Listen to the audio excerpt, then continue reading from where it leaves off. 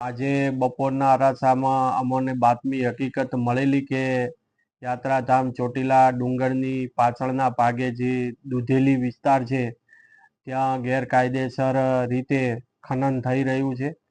જે બાતમી હકીકતને ધ્યાને રાખીને અમારી નાયબ કલેક્ટર પ્રાંત ચોટીલાની ટીમ અને મામલાદારની ચોટીલાની સંયુક્ત ટીમ દ્વારા સ્થળ ઉપર જઈને આકસ્મિક રીતે દરોડા પાડતા જે યાત્રાધામ ચોટીલા ડુંગરની પાછળના ભાગે સરકારી સર્વે નંબર 242 વાળી જગ્યાની અંદર તદ્દન ગેરકાયદેસર રીતે તાસ એટલે કે મુરમનું ખનન અને વહન કરતા વાહનો છે જપ્ત કરવામાં આવેલા છે.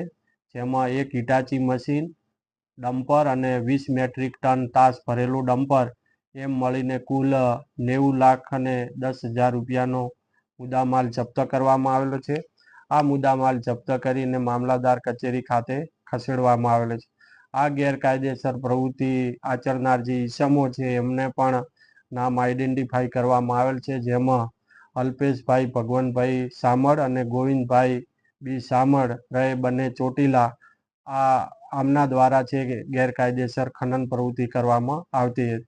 આ તમામે તમામ વાહન માલિક અને ખોદકામ કરાવનાર ઈસમો સામે Gujarat prevention of illegal mining storage and transportation rule 2017 અને આગળની જુદી જુદી કાયદેસરની કાર્યવાહી હાથ ધરવામાં આવેલ છે.